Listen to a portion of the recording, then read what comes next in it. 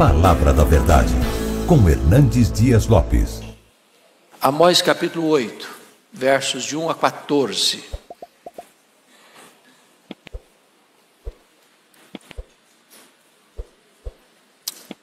Esse texto diz assim: O Senhor Deus me fez ver isto.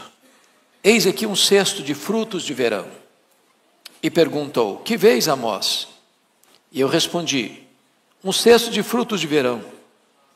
Então o Senhor me disse: Chegou o fim para o meu povo de Israel, e jamais passarei por ele. Mas os cânticos do templo naquele dia serão uivos, diz o Senhor Deus. Multiplicar-se-ão os cadáveres. Em todos os lugares serão lançados fora. Silêncio. Ouve isto, vós que tendes gana contra o necessitado e destruís os miseráveis da terra, dizendo: Quando passará a festa da lua nova, para vendermos os cereais, e o sábado para abrirmos os celeiros de trigo, diminuindo o efa e aumentando o sículo, e procedendo dolosamente com balanças enganadoras, para comprarmos os pobres por dinheiro e os necessitados por um par de sandálias, e vendermos o refúgio do trigo. Jurou o Senhor pela glória de Jacó: Eu não me esquecerei de todas as suas obras para sempre. Por causa disto não estremecerá a terra, e não se enlutará todo aquele que habita nela. Certamente levantar-se-á toda como o Nilo, será agitada e abaixará como o rio do Egito. Sucederá que naquele dia, diz o Senhor Deus, farei que o sol se ponha ao meio-dia e entenebrecerei a terra em dia claro. Converterei as vossas festas em luto e todos os vossos cânticos em lamentações. Porei pano de saco sobre todos os lombos e calvas sobre toda a cabeça. E farei que isso seja como luto por filho único, luto cujo fim será como dia de amarguras. Eis que vem dias, diz o Senhor Deus, em que enviarei fome sobre a terra, não de pão, nem sede de água, mas de ouvir as palavras do Senhor. Andarão de mar a mar, e de norte até oriente, correrão por toda parte, procurando a palavra do Senhor, e não a acharão. Naquele dia, as virgens formosas e os jovens desmaiarão de sede. Os que agora juram pelo ídolo de Samaria e dizem: Como é certo viver o teu Deus Odã, e como é certo viver o culto de Berseba, esses mesmos cairão e não se levantarão jamais. Irmãos, o texto é extremamente solene e grave. E o texto sugere-nos o tema: o colapso de uma nação. Esse é o nosso tema, o colapso de uma nação. E eu quero, à guisa de introdução, fazer 3 afirmações. Primeiro, quando a religião se une ao Estado, ela perde a sua capacidade de transmitir a palavra de Deus. O que está acontecendo aqui? A nação em foco aqui é Israel. E quando eu falo Israel, nesse contexto, eu estou falando das 10 tribos do norte, que romperam com a dinastia davídica em 931 a.C. A capital era Samaria. E o que é que Jeroboão fez? Transformou a religião numa plataforma para sustentar o Estado. A religião era a religião do Estado. Estudamos domingo passado que o sacerdote de Betel disse para Amós: aqui não profetiza não. Aqui é o templo do rei, aqui é o templo do reino. Aqui a política controla a religião. E quando a política tenta controlar a religião, e quando a religião é sujeita ao Estado, então nós estamos vivendo uma época de crise sem precedentes. Segundo lugar, quando o Estado busca o seu fortalecimento em detrimento da justiça, ele cava o seu próprio abismo. Você vai perceber comigo que o Estado estava mancomunado com estruturas de maldade e de violência e de corrupção para oprimir as pessoas, a ponto dos juízes venderem sentenças, a ponto de nas cortes o justo sair como culpado e o culpado como inocente, conforme o capítulo 2, verso 6. De tal forma que o Estado está sendo erigido e construído dentro de estruturas de corrupção, de violência, promovendo a própria injustiça. Terceira declaração: quando os poderosos granjeiam suas riquezas desonestamente, e o Estado e a religião se calam, ela então está à beira do abismo. O que estava acontecendo? A violência estava existindo, os fortes oprimindo os fracos, tirando a liberdade deles, as cortes favorecendo os poderosos, os sacerdotes totalmente calados e omissos diante da injustiça, e então, diante desse cenário, onde o Estado e a religião, além de estarem unidas, elas não combatem o mal, elas não denunciam injustiça, elas não confrontam o pecado, a nação está certamente à beira do abismo. Essa é a introdução e agora vamos examinar o nosso texto. Primeiro ponto que eu quero destacar é uma nação madura para o juízo. Versículos 1 a 3 trata disso. Nós já olhamos na aula passada as visões que Amós teve. A primeira visão dos gafanhotos, depois a visão do fogo, depois a visão do prumo.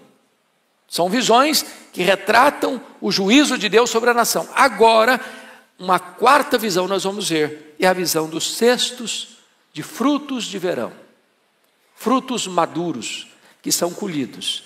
E a ideia da visão é esta: Israel está maduro para o juízo. Chegou a hora de Deus acertar as contas com o seu povo.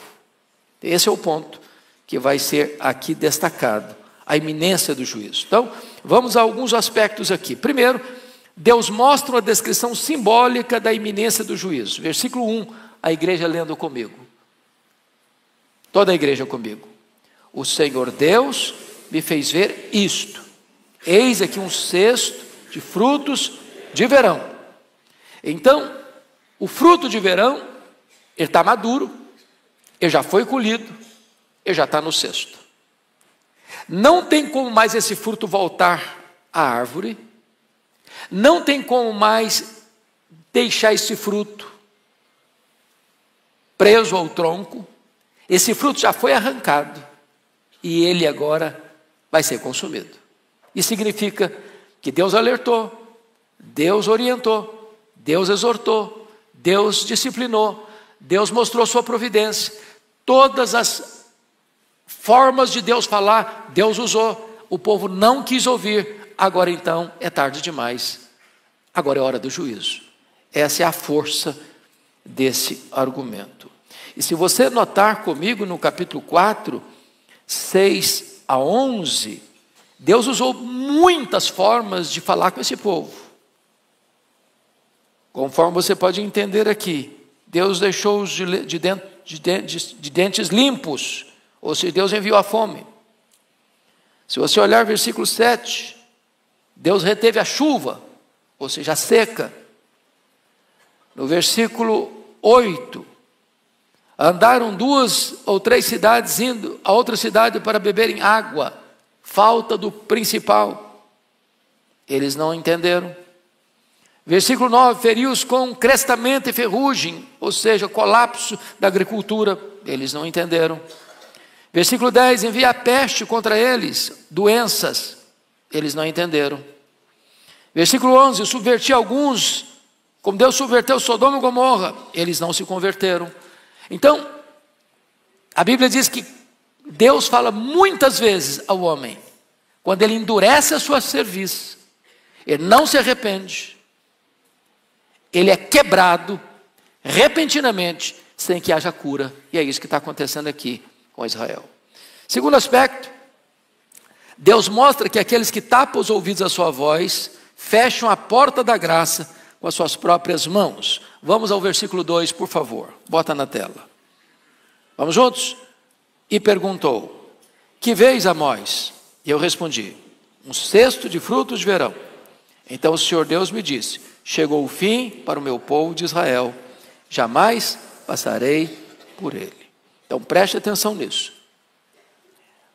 Deus estabelece um ponto em que essa fronteira não pode ser cruzada. Aqui, o reino do norte cruzou essa fronteira. E Deus agora não tem mais chance. Agora não tem mais esperança. Agora o juízo vai chegar. E o que era o juízo nesse caso aqui? O exílio. O poderoso império assírio vai tomar Samaria. Vai invadir esse território. Vai dominar esse território. E esses israelitas vão ser arrancados da sua cidade, da sua terra, da sua nação, e vão ser levados como escravos para Nínive, para o Império Assírio. O mesmo aconteceu no Reino do Sul, em virtude dos pecados de Manassés. Deus disse: chegou, não tem mais jeito, não tem como reverter isso mais. Mesmo quando Deus levantou um rei piedoso, Josias, e fez reformas extraordinárias, Deus diz: olha, a reforma foi importante, tudo bem, mas isso não vai suspender o meu juízo. Já está lavrado o juízo. E a nação de Judá, as 2 tribos do sul, também foram levadas pela Babilônia. Esse é o caso aqui. Chega uma hora que Deus diz: basta, chega, não tem mais oportunidade. Vocês cruzaram a fronteira do limite da paciência divina. Terceiro, Deus mostra que oportunidades perdidas podem jamais ser recuperadas. Versículo 2 ainda retrata Deus dizendo assim: chegou o fim para o meu povo, jamais passarei por ele. Ou seja, não tem nada mais perigoso para uma pessoa, para uma família, para uma nação, do que eu dizer: chega, agora eu não estou mais junto. Agora eu vou entregar vocês à consequência dos pecados de vocês. E é isso que está acontecendo aqui com Israel. Deus diz: eu não vou mais passar, eu não vou estar mais presente. Agora preste atenção nisso aqui, preste atenção nisso aqui. Amós está profetizando essas verdades no governo de quem? Quem está governando Samaria nessa época? Jeroboão II. Quem é Jeroboão II? O rei mais importante dos 19 reis que governaram em Samaria. É o período de maior riqueza da nação, de prosperidade da nação, de paz nas fronteiras, de riqueza interna, embora adquirida com violência, com injustiça, com corrupção. Parecia que a palavra dele não fazia sentido. Falei: como? Nós estamos no auge da nossa realidade econômica, e você vem me dizer que chegou o fim? Pois é isso mesmo. A partir da morte de Jeroboão II, as 10 tribos do norte entraram assodadamente numa corrida rumo ao declínio, rumo ao desastre. Quarto, Deus mostra que seu castigo tem consequências trágicas. Que consequências? Versículo 3, põe na tela, por favor. Vamos juntos. Mas os cânticos do templo, naquele dia, serão uivos, diz o Senhor Deus. Multiplicar-se-ão os cadáveres em todos os lugares, serão lançados fora. Silêncio. Preste atenção aqui. Preste atenção aqui. O que é que ele está dizendo? Os cânticos do templo. Que templo é esse? Não é o templo de Jerusalém. Que templo é esse? É o templo de Betel. É o templo de Dan. É o templo de Berseba. É o templo de Gilgal. São templos rivais ao culto verdadeiro. Os cânticos lá eram cânticos diante de um bezerro de ouro, de um culto sincrético, de um culto que não era genuíno, verdadeiro, que agradava a Deus. Então existe uma alegria aqui que não é a alegria de Deus, Existe uma alegria aqui que é a alegria do culto falso. Ou vocês não acham que seitas, heresias, não celebram, não festejam? Sim, festejam, mas não é a alegria de Deus. Essa alegria vai se transformar em uivo.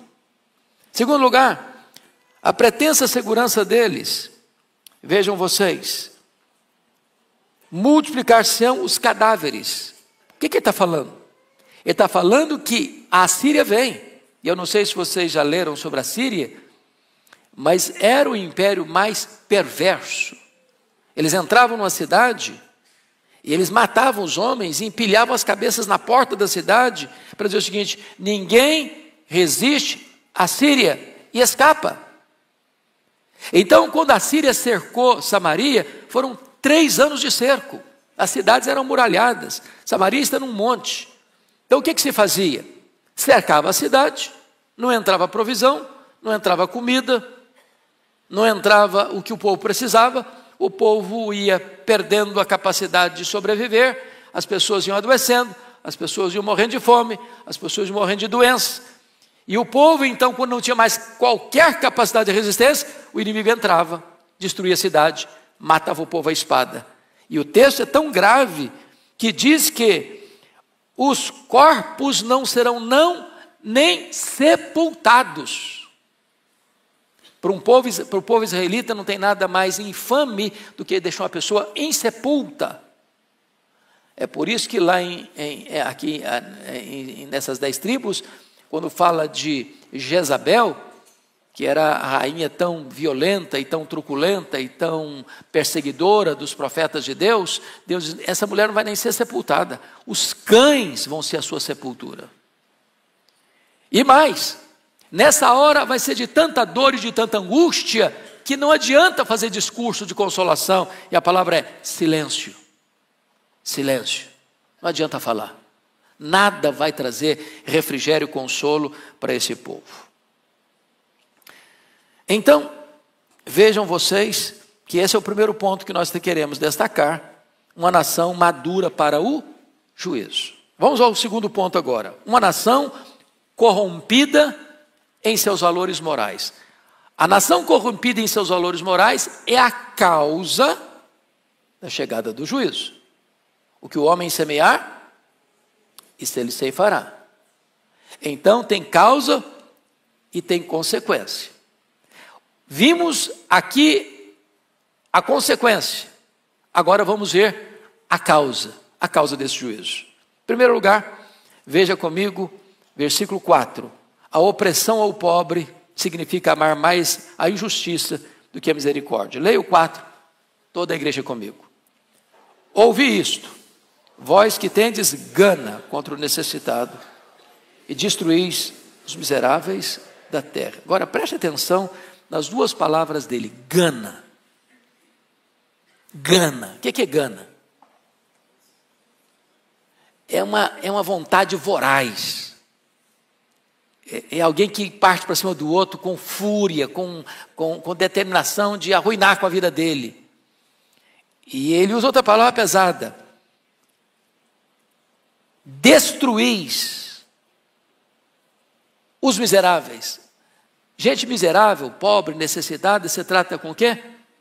Com misericórdia, com socorro, com ajuda. Eles não, eles queriam destruir. Destruir. Então, o que está acontecendo aqui? Esses crimes horrendos estão sendo praticados. Que crime? Gana contra o necessitado, os miseráveis destruídos. Mas quem é que não vai fazer nada? O rei não faz nada. As cortes, os juízes, em vez de não só não fazer nada, eles fazem parte do processo de destruição, porque eles vendem sentenças.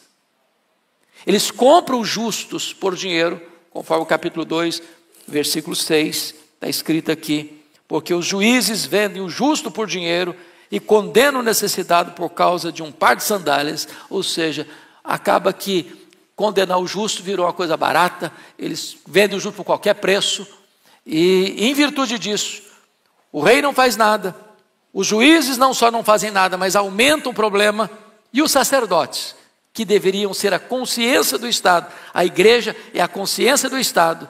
A igreja não pode ser unida ao Estado, mancomunada com o Estado, aliançada com o Estado, porque ela tem que ter liberdade, independência para exercer voz profética. Os sacerdotes também não falam nada, não erguem a voz, não denunciam o pecado. Então, a opressão do pobre significa amar mais a injustiça do que a misericórdia. Segundo ponto, o desprezo pelo culto divino, ou seja, amar mais o lucro do que a Deus. Põe na tela o versículo 5, por favor. Desprezo pelo culto divino. Vamos ler todos o versículo 5. Dizendo: quando passará a festa da lua nova, para vendermos os cereais, e o sábado, para abrirmos os celeiros de trigo, diminuindo o efa e aumentando o ciclo, procedendo dolosamente com balanças enganosas. Vamos entender isso aqui. O calendário religioso deles, embora esteja numa igreja, num culto sincrético, tá lá, é um bezerro de ouro, mas eles acham que estão adorando a Deus. Então eles preservam o calendário religioso do sábado, da lua nova, das festas, e eles vão para a igreja. Mas, na verdade, eles vão para a igreja por uma questão de hábito, de costume, de ritual. Mas eles estão doidinhos para que passe logo o sábado. Eles estão lá na igreja, mas o coração deles está lá no comércio. Quando vai passar logo? Quando vai terminar logo esse dia? Para quê? Para quê? E eles respondem: para quê? Para vendermos os cereais. Eles acabam acumulando em suas mãos todo o cereal. E aí o que vai acontecer? Então nós vamos abrir os celeiros de trigo. E aqui cometendo alguns crimes. Primeiro, diminuindo o efa. Efa é uma medida, 32 litros. Então o cara vende 32 litros, mas entrega 30. Aumentando o ciclo, ou seja, aumentando o dinheiro, o peso. Inflacionando. Procedendo dolosamente com balanças enganadoras. Eu não sei se vocês lembram das balanças de 2 pratos, das vendinhas de secos e molhados. E o cara bota um peso aqui de 1 quilo de um lado e bota o produto que você comprou, o arroz, o feijão, não sei o quê, do outro prato. Só que aquele peso de 1 quilo, se você for aferir, não tem 1 quilo. Nós poderíamos dizer que esse tipo de coisa ainda acontece. Por exemplo, quando a pessoa compra um produto que tem na propaganda que tem essa qualidade, mas na verdade ele não tem essa qualidade, é uma qualidade inferior. Vocês acham que essa corrupção do comércio ainda existe? Que gente passa a perna no outro, vendendo um produto inferior por um preço maior, por um peso menor, não entregando aquilo que na verdade já está prometendo que vai entregar. Agora, chama a atenção de vocês para esse ponto. O profeta Amós começa a profecia dele denunciando nações. O Deus a quem servimos, irmãos, é o Deus da igreja, é claro, mas é o Deus das nações. Deus se interessa com o que acontece nas nações. Deus se interessa quando as nações se reúnem para tratar da sua agenda internacional. Deus se importa com o comércio internacional. Deus se importa com a violência internacional. Deus se importa com isso. Ele é o rei de toda a terra. E agora, veja você que a ira de Deus está vindo sobre esta nação, não só em virtude de pecados espirituais, de idolatria, de bezerro de ouro, mas o juízo está vindo também quando as cortes se corrompem, quando o comércio se corrompe, quando os governantes se corrompem, quando os sacerdotes se corrompem. É um conjunto que leva uma nação à ruína. Terceiro, a nação está indo a juízo porque o comércio é fraudulento, amar mais o lucro do que a honestidade. Vamos ler agora o versículo 5b e o versículo 6. O 5b começa aí diminuindo o efa. Vamos lá, juntos? Diminuindo o efa, aumentando o ciclo, procedendo dolosamente com balanças enganadoras, para comprarmos os pobres por dinheiro e os necessitados por um par de sandálias e vendermos refúgio do trigo. Então preste atenção, por que esses instrumentos de medição do produto são adulterados para dar prejuízo. Qual o propósito deles? Comprar o pobre por dinheiro. E mais, os necessitados por um par de sandália. Para quê? Para vendermos o quê? O refúgio do trigo. O que é o refúgio do trigo? É aquele trigo que é colhido e tem impureza nele. Ele não é de boa qualidade. Eu poderia comparar isso hoje com a questão do café. O Brasil é um país produtor de café. Meu estado, do Espírito Santo, é o maior produtor de café Conilon do Brasil. E a minha família mexe com café. E eu vejo lá como é que a coisa é processada. Então você tem lá a máquina de pilar. E tem 3 bicas, café pilado. Você tem um café que é o grão bonito, perfeito, sem nenhum problema, bonito. Na segunda bica vem um café que está meio queimado, tem um pouquinho de broca. Na terceira bica vem um café todo quebradiço, que se chama de escolha. E lá atrás, para fora da máquina, a escolha, que é a palha. As pessoas, às vezes, que compram o café, misturam o café bom com o café mais ou menos, com o café ruim, e alguns introduzem até palha, e torra tudo isso, e você consome tudo isso, pensando que está consumindo um produto de boa qualidade. Isso é corrupção, isso é violência. Isso é comércio que ofende a justiça de Deus. E Deus está olhando tudo isso. Lá no passado e aqui no presente. Então, veja que eles cometeram, então, 3 crimes no comércio. Primeiro, na qualidade inferior do produto. Segundo, na elevação do preço. Terceiro, na quantidade menor do produto que entregam. E Deus está lá do céu olhando isso. Diz, eu não aceito isso. Eu não aceito isso. Quarto lugar, tratar as pessoas como coisas. Amar mais a si mesmo do que o próximo. Versículo 6, nós podíamos repetir a leitura. Vamos lá, todos nós. Para comprarmos os pobres por dinheiro e os necessitados por um par de sandálias e vendermos o refúgio do trigo. Meus irmãos, é muito forte isso aqui, porque se você olhar em qualquer sociedade, como era lá em Israel, aqui no Brasil, do ponto de vista de quantidade de gente, os pobres são maioria aqui no Brasil. Concordam comigo? Em torno aí de 60% pelo menos da população. Então, qualquer forma, o que significa o pobre? Ele tem o quê? Menos recurso nas mãos, menos dinheiro para comprar. Em vez de aqueles que detêm o poder facilitarem para que o pobre melhore a sua condição de vida, para que ele compre mais, compre melhor, não.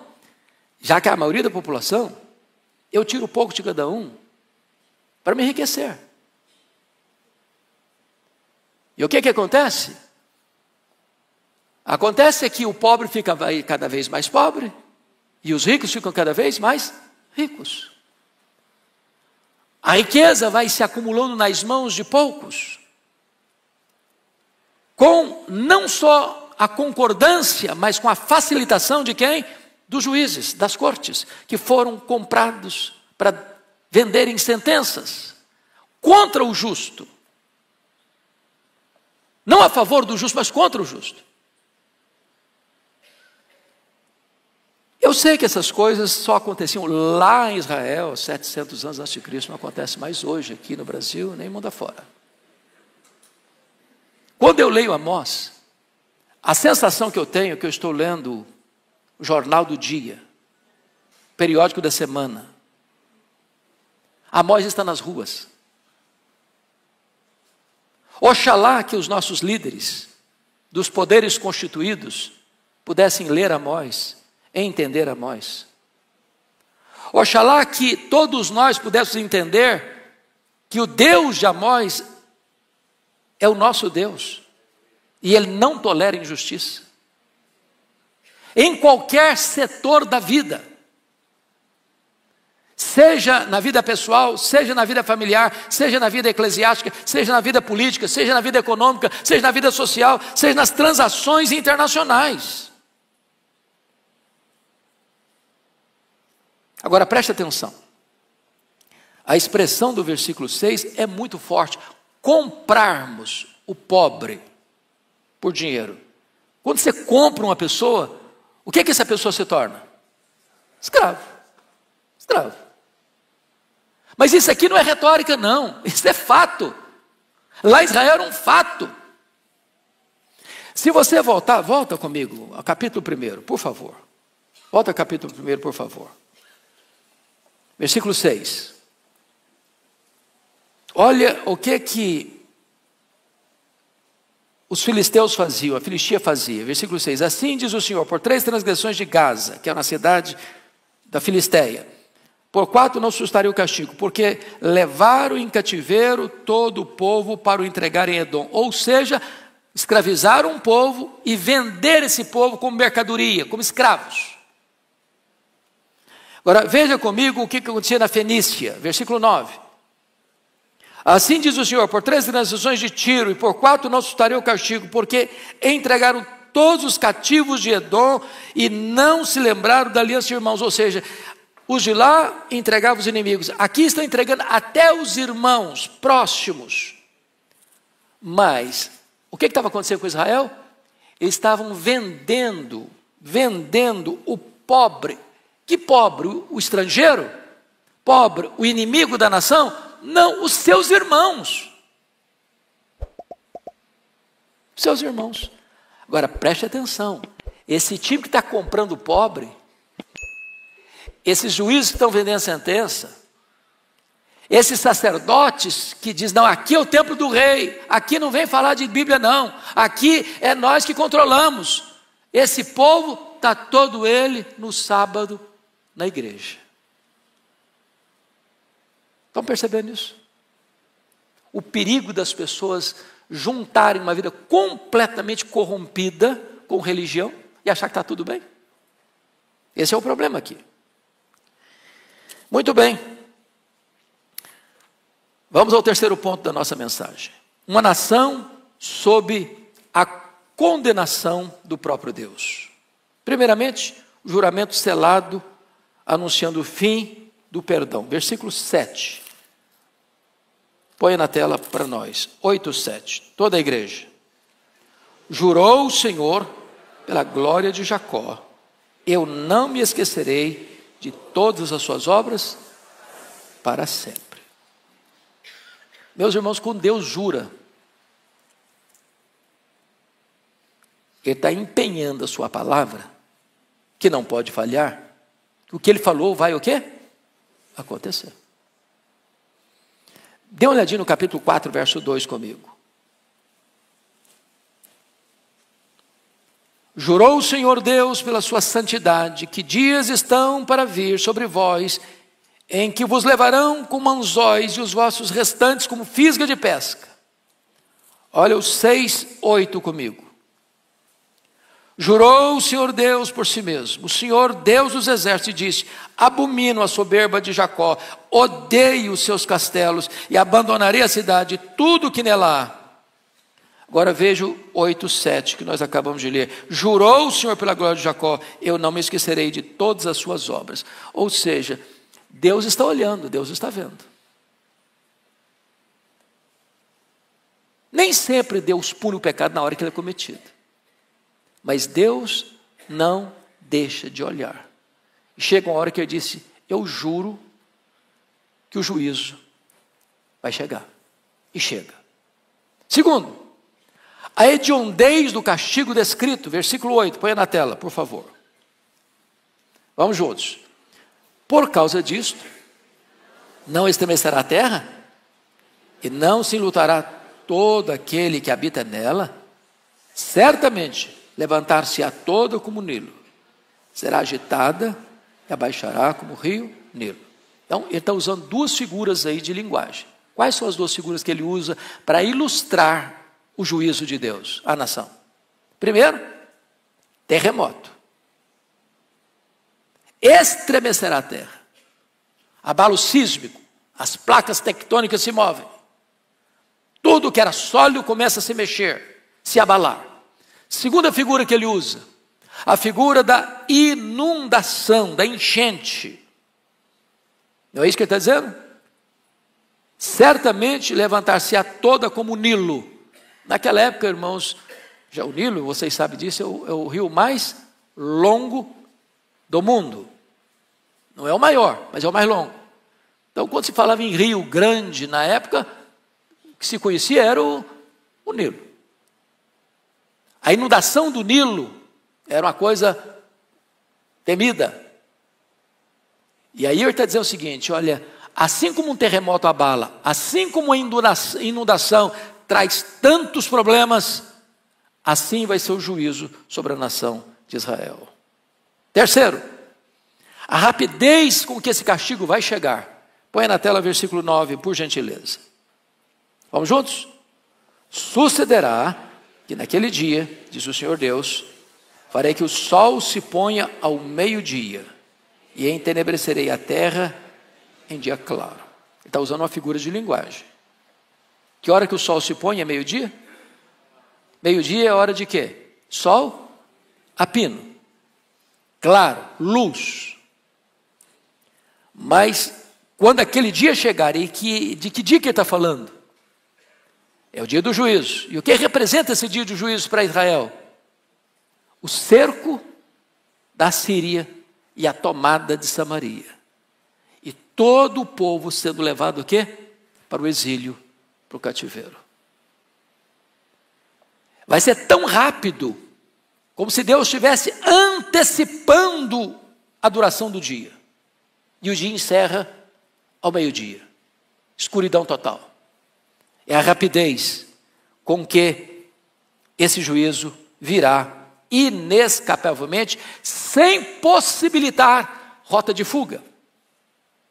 Porque meio-dia está escuro. Quarto lugar, as consequências inevitáveis do castigo divino, versículo 10, ponha na tela. As consequências inevitáveis, toda a igreja comigo. Converterei as vossas festas em luto, e todos os vossos cânticos em lamentações. Porei pano de saco sobre todos os lombos e calvas sobre toda a cabeça. E farei que isso seja como luto por filho único, luto cujo fim será como dia de amargura. Então chama atenção para algumas coisas. Primeiro, Deus é o agente deste castigo. Eu converterei. Então, notinha de rodapé muito importante. Os historiadores dizem que o Império Romano só caiu nas mãos dos bárbaros porque já estava o quê? Podre por dentro. As 10 tribos do norte só caíram nas mãos da Síria, não é porque a Síria era tão poderoso império. Era mesmo, mas não foi por isso. Foi Deus quem entregou. Judá, em 586, só caiu nas mãos da Babilônia, não foi porque a Babilônia tinha tanto poder, tinha sim, mas não caiu por isso. Caiu por quê? Porque Deus entregou Judá nas mãos da Babilônia. Em outras palavras, a Bíblia diz em Oséias, pelos teus pecados estás caído. O pecado é o opróbrio das nações. Nenhuma nação permanece de pé se ela se corrompe internamente. Vou repetir isso. Nenhuma nação permanece de pé se ela se corrompe internamente. Isso é um alerta para o Brasil. Isso é um alerta para o mundo. E é claro que isso não se aplica apenas a nações, isso se aplica a mim, a você, a nós.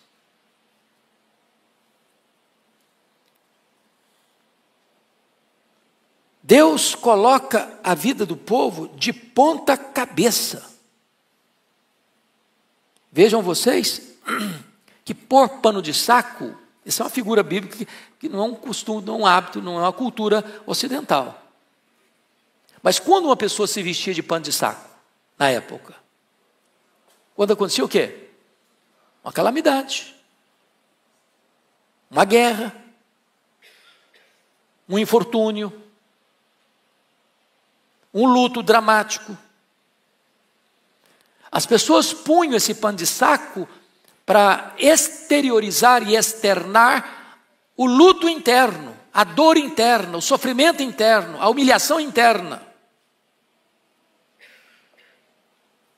Quando Deus diz que vai colocar calva sobre toda a cabeça, nenhum problema contra os irmãos que têm pouco cabelo. Dizem que só os inteligentes são calvos, mentes brilhantes.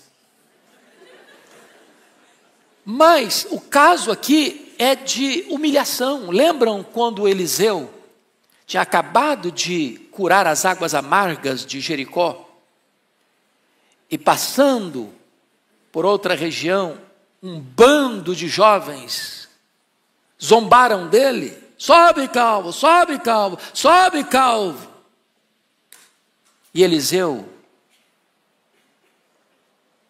aplicando a justiça divina àqueles meninos perturbadores, ursos saíram e devoraram os meninos. Por calva, era mais do que rapar o cabelo com máquina zero. Era um juízo de Deus gravíssimo sobre aquele povo. Agora, a dor disso é tão grande que não pode existir na linguagem humana um sofrimento maior. Vai ser como a dor de luto por filho único.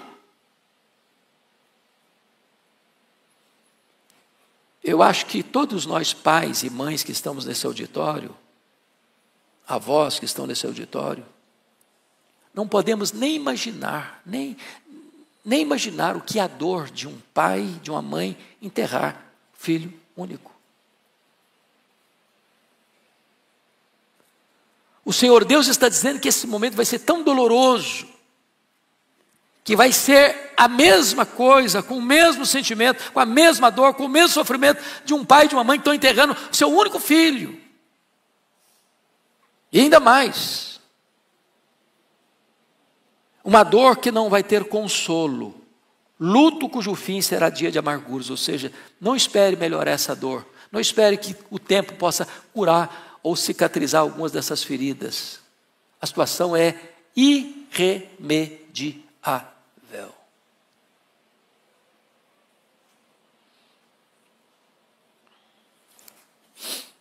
Vamos ao quarto ponto então. É o último ponto. Veja comigo. Uma nação que sentiu fome da palavra de Deus tarde demais. Irmãos, esse é o ápice do juízo de Deus. Nós ouvimos um sermão maravilhoso hoje de manhã. Não sei quantos estavam no culto às 8 aqui. Ok. Depois assista no YouTube. Pastor Arival tratou da palavra de Deus, que trata da gente, que cura as feridas, que resolve os problemas, que não só traz diagnóstico das nossas fraquezas, das nossas necessidades, mas nos leva para Jesus, a solução do problema. Coisa maravilhosa. Portanto, não tem maior juízo para uma pessoa, para uma igreja, para uma nação, do que Deus retirar a sua palavra. Vocês se lembram de Saul? Saul permanentemente rejeitou ouvir Deus falar com ele. Chegou a hora que Deus disse para Saul: basta, Saul, agora não falo mais com você. Samuel não falava mais com ele, os profetas não falavam mais com ele, Urim e Tumim não conseguia mais acessar. Deus ficou em silêncio. E ele desesperado. Para onde ele vai? Para um terreiro, para um centro espírita, para conversar com a médium, para consultar os mortos. Mas tem esperança aí? Não, ele saiu mais desesperado ainda. Deus não falou com ele. Qual o resultado dele? Suicídio. Enfia a espada na própria barriga. Se autodestrói. O que vai acontecer agora, irmãos, no juízo a essa nação? Eles vão acordar tarde demais para buscar a palavra de Deus, mas não vão encontrá-la. Então vamos olhar isso. Aquele que não quer quando pode, quando quiser não poderá. E aqui temos um primeiro ponto. Devemos buscar o Senhor enquanto Ele está perto. Versos 11 e 12, vamos ler juntos, todos os dois versículos. Vamos lá? Eis que vem dias, diz o Senhor Deus, em que enviarei fome sobre a terra, não de pão, nem de água, mas de ouvir as palavras do Senhor. Andarão de mar a mar, e do norte até o oriente, correrão por toda parte, procurando a palavra do Senhor, e não a acharão. Preste muito atenção nisso aqui. Agora, eles estão perto, mas eles não querem ouvir. Amós está profetizando, conforme o capítulo 7, que nós lemos, versículo 12 e 13. Então Amazias disse a Amós: vai-te, ó vidente, foge para a terra de Judá, ali como teu pão e ali profetiza, mas em Betel daqui por diante já não profetizarás, porque é o santuário do rei e o templo do reino. Aqui não vem falar de pecado, estamos muito bem, sem ficar com esse negócio de denunciar pecado, queremos continuar nossa vida do jeito que ela está, aqui não. A hora que eles querem procurar a palavra já foi embora, não tem mais chance. Segundo, o desprezo da palavra de Deus leva a profunda insatisfação, até com as coisas mais vitais da vida. Estão com fome. Não é de pão que compra na padaria. É isso que está aqui. Enviarei fome sobre a terra, não de pão, nem sede de água. Agora, pão e água, irmãos, são os alimentos básicos, a necessidade básica. Aquilo que você e eu precisamos para quê? Para sobreviver. Chega uma hora em que ouvir a palavra de Deus era mais importante do que sobreviver.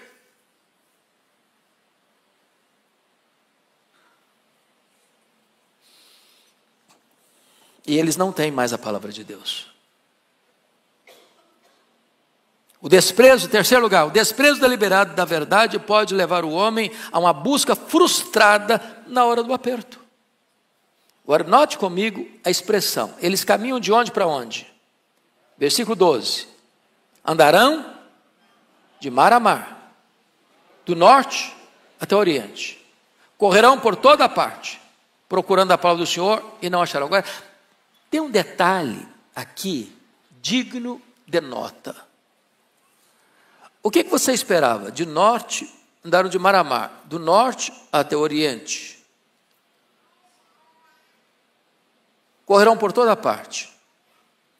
Mas não diz que eles percorreram do norte ao sul. Por que não?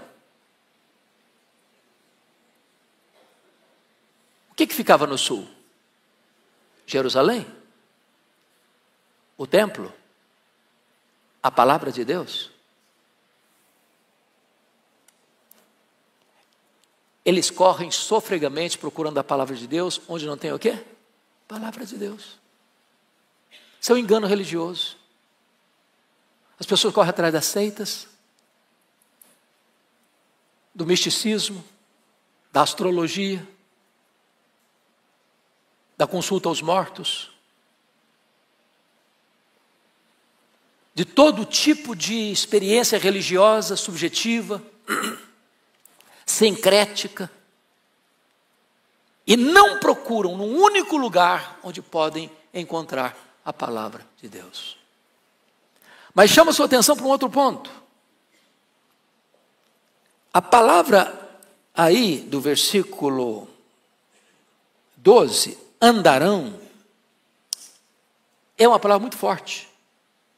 A palavra aqui é a palavra do andar do bêbado, do andar daquele que está cambaleando. Essa palavra era usada e foi usada por Isaías em 7:2, como uma árvore que balança a sua cabeleira no soprar do vento, para lá e para cá. Essa palavra retrata que as pessoas estão andando trôpegas, mancas, confusas, perdidas, sem rumo. Agora saia pelas ruas de São Paulo, pelas avenidas de São Paulo, pelas universidades de São Paulo, pelas escolas de São Paulo, pelo comércio de São Paulo, e você vai ver o quê? Pessoas o quê? Confusas. Há um vazio na alma, há uma falta de significado na vida. Elas correm atrás de alguma coisa que possa preencher esse vazio. Não encontram.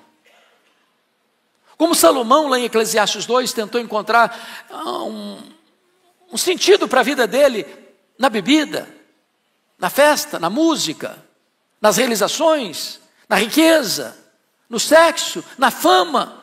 Não encontrou. Porque a única fonte que o homem pode saciar a sua alma, essa eles não buscaram.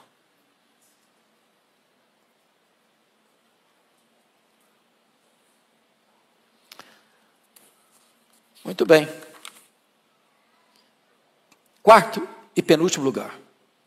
O desprezo da palavra de Deus leva à sucumbência até mesmo dos mais fortes. Veja o versículo 13 comigo. Toda a igreja comigo. Naquele dia, as virgens formosas e os jovens desmaiarão de sede. Bom, então você tem aqui duas coisas. Você tem o belo, você tem o forte. Não apenas virgens, são virgens o quê? Formosas. Jovem na Bíblia é sinônimo de força física, de vigor físico. Naquele dia não vai adiantar nada. A espada da Síria não vai poupar nem as virgens bonitas, nem os jovens musculosos. Nem beleza, nem força poderá resistir à invasão daquele truculento império. Finalmente, quinto e último lugar.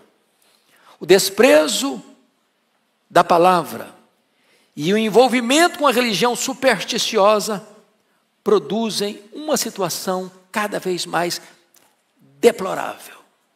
Versículo 14. Vamos ler juntos.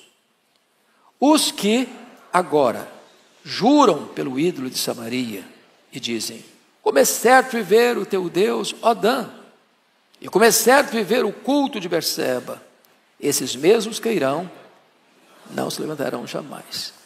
Olha o que está acontecendo aqui. As pessoas procuram a palavra de Deus onde não tem palavra de Deus.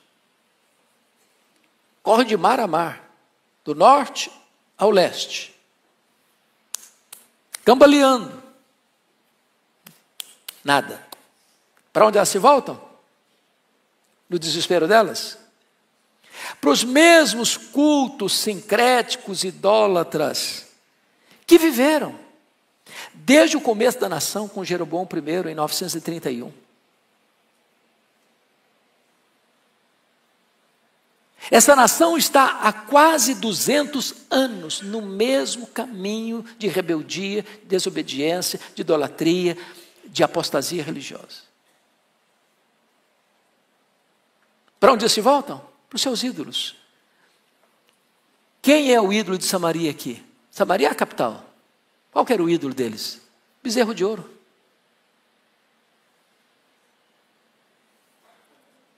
Um objeto que eles mesmos forjaram com as suas próprias mãos, agora se prostram diante dele. A idolatria é a coisa mais insana que pode existir, porque é o Criador adorando a criatura.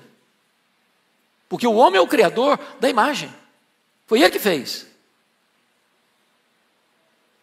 pressupõe que o Criador seja maior que a criatura. Mas o homem fica tão cego pela idolatria que ele adora o que ele mesmo fez. Como se aquilo que ele fez pudesse ser maior que ele e pudesse socorrê-lo. Mas eles vão não só em Samaria, eles vão para Dan. Fica lá em cima. E adoram o bezerro de ouro. E eles vão para Berseba e adoram o bezerro de ouro, achando que podem escapar. Qual o resultado final? Esses mesmos, o quê? Cairão e não se levantarão jamais. Ou seja, o juízo é inevitável, irremediável, irreversível. Esse dia chegou. Não agora. Amós está profetizando no período árido de Israel, período de Jeroboão II, que governou 41 anos. Mas depois da morte de Jeroboão II, seu irmão Zacarias assume o governo e é assassinado. Quem assassina? Salum assume o governo e é assassinado. Manaém assume o governo. Turbulências terríveis. Pecaías assume o governo e é assassinado. Substituído por Peca, é assassinado. Então vem o último rei, Oséias. A cidade de Samaria é cercada. 3 anos. A ponto das pessoas comerem carne humana para sobreviverem. E quando já não tinha mais nenhuma resistência, o Império Assírio entrou em Samaria, destruiu a cidade e levou o povo cativo. Os restantes que ficaram, estrategicamente, Sargão II trouxe outros povos para que eles pudessem se misturar, uma miscigenação de raça, que redundou num sincretismo religioso. E então formou-se a partir daí o quê? O povo samaritano. Que durante 700 anos tornou-se inimigo, figadal do povo de Israel. Problema só resolvido quando Jesus veio. Quando o Espírito Santo foi derramado. Quando o muro da separação acabou com a pessoa de Cristo. Então vamos concluir dizendo o seguinte, irmãos. Estudar a Bíblia não é apenas pegar as lentes do retrovisor e olhar para trás. Estudar a Bíblia é fazer um diagnóstico da nossa própria vida, conforme ouvimos no Sermão das 8. Estudar a Bíblia é olhar para fora dos muros da igreja, do eclesiástico, para a vida secular, para o comércio, para os gabinetes, do legislativo e do judiciário e do executivo, para as cortes do judiciário. Estudar a Bíblia é olhar para as transações internacionais e saber que Deus está no trono, que Ele tudo vê, que Ele tudo sabe, que Ele a todo sonda e que Ele não suporta a prática da injustiça. Mais hoje ou mais amanhã, aqueles que querem continuar nessa prática terão que encarar o juiz de vivos e de mortos e prestar conta da sua própria vida. Que isso nos leve, primeiramente, a um senso de gratidão, porque o seu Deus é justo. Eu não sei quanto a você, mas de vez em quando o coração fica desesperado no peito, de ver tudo que está acontecendo. E aí você lá por dentro diz, calma, Deus está no trono, Ele está vendo, e Ele é justo. Mas isso também deve nos levar a olhar para dentro de nós mesmos e dizer, Deus tem misericórdia de mim. Tem misericórdia de mim. não me permita, ó Deus, entrar por esta mesma trilha escorregadia. Agarre-se na palavra, agarre-se em Jesus, e nós caminharemos debaixo do sangue do Cordeiro, com segurança para aquele grande dia, porque os nossos pecados já foram perdoados, e nós já fomos declarados justos diante do justo tribunal de Deus, por causa da justiça do justo, Cristo Jesus, imputada a nós. Deus nos abençoe. Vamos ficar em pé.